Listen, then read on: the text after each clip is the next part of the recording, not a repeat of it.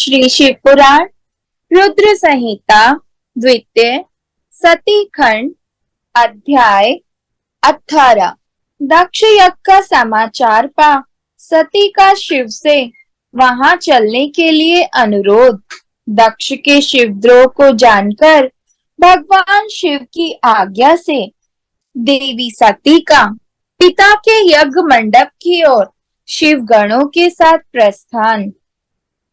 ब्रह्मा जी कहते हैं, नारद, जब देवर्षि गण बड़े उत्साह और हर्ष के साथ दक्ष के यज्ञ में जा रहे थे, उसी समय दक्ष कन्या देवी सती गंधमादन पर्वत पर चंदोवे से युक्त धारागृह में सखियों से घिरी हुई भांति भांति की उत्तम क्रीड़ाएं कर रही थी।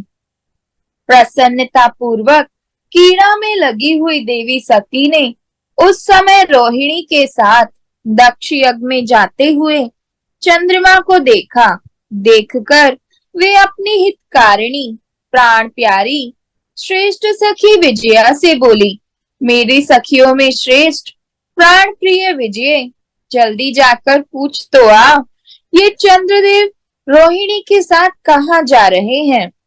सती के इस प्रकार आज्ञा देने पर विजया तुरंत उनके पास गई और उसने यथोचित शिष्टाचार के साथ पूछा, चंद्रदेव, आप कहाँ जा रहे हैं। विजया का यह प्रश्न सुनकर चंद्रदेव ने अपनी यात्रा का उद्देश्य आदर पूर्वक बताया। दक्ष के यहाँ होने वाले यज्ञोत्सव आदि का सारा वृतांत कहा। वह सब सुनकर विजया बड़ी उतावली के साथ देवी के पास आई और चंद्रमा ने जो कुछ कहा था वह सब उसने कह सुनाया। उसे सुनकर कालिका सती देवी को बड़ा विस्मय हुआ। अपने यहाँ सूचना न मिलने का क्या कारण है, यह बहुत सोचने विचारने पर भी उनकी समझ में नहीं आया। तब उन्होंने पार्षदों से घिरे अपने स्वामी भगवान शिव के पास आकर भगवान शंकर से पूछा। सती बोली, प्रभु, मैंने सुना है कि मेरे पिताजी के यहाँ कोई बहुत बड़ा यज्ञ हो रहा है, उसमें बहुत बड़ा उत्सव होगा, उसमें सब देवर्षि एकत्र हो रहे हैं। देव देवेश्वर पिताजी के उस महान यज्ञ में चलने की रुचि आपको क्यों नहीं हो रही है। इस विषय में जो बात हो वह सब बताइए। महादेव, सुहृदों का यह धर्म है कि वे सुहृदों के साथ मिले जुले। यह मिलन उनके महान प्रेम को बढ़ाने वाला होता है। अतः प्रभु, मेरे स्वामी, आप मेरी प्रार्थना मानकर सर्वथा प्रयत्न करके मेरे साथ पिताजी की यज्ञशाला में आज ही चलिए। सती की यह बात सुनकर भगवान महेश्वर देव, जिनका हृदय दक्ष के वाग्बाणों से घायल हो चुका था, मधुर वाणी में बोले, देवी, तुम्हारे पिता दक्ष मेरे विशेष द्रोही हो गए हैं।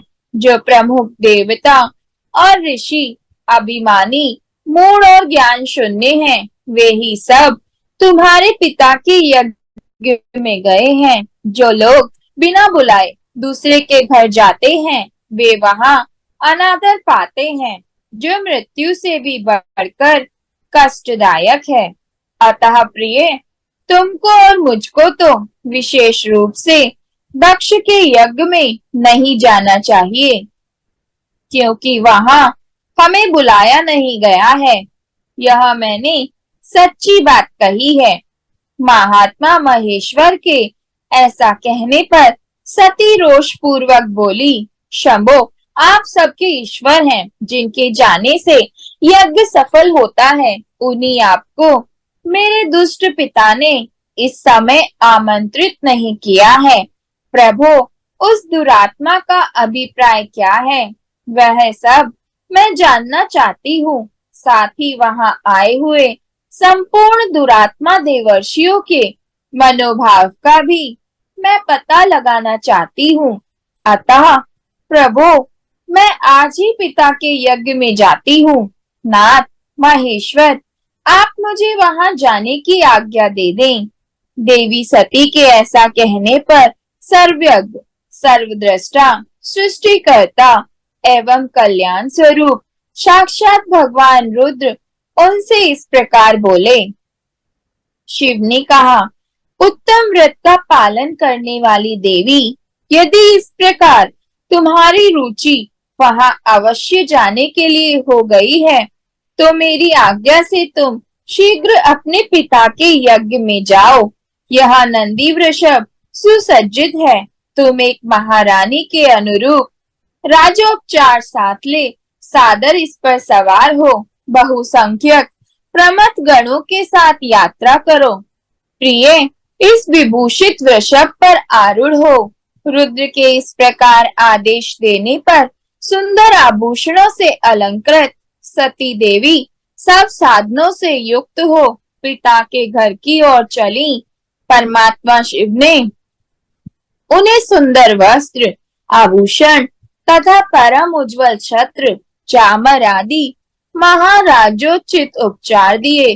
भगवान शिव की आज्ञा से 60,000 रुद्रगण बड़ी प्रसन्नता और महान उत्साह के साथ कौतूहल पूर्वक सती के साथ गए।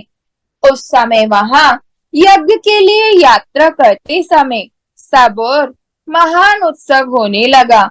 महादेव जी के गणों ने शिवप्रिया सती के लिए बड़ा भारी उत्सव रचाया। वे सभी गण कौतूहल पूर्ण कार्य करने लगे तथा सती और शिव के यश को गाने लगे। शिव के प्रिय और महान वीर प्रमथ गण प्रसन्नता पूर्वक उछलते कूदते चल रहे थे। जगदम्बा के यात्रा काल में सब प्रकार से बड़ी भारी शोभा हो रही थी। उस समय जो सुखद जय जयकार आदि का शब्द प्रकट हुआ, उससे तीनों लोग गूंज उठे।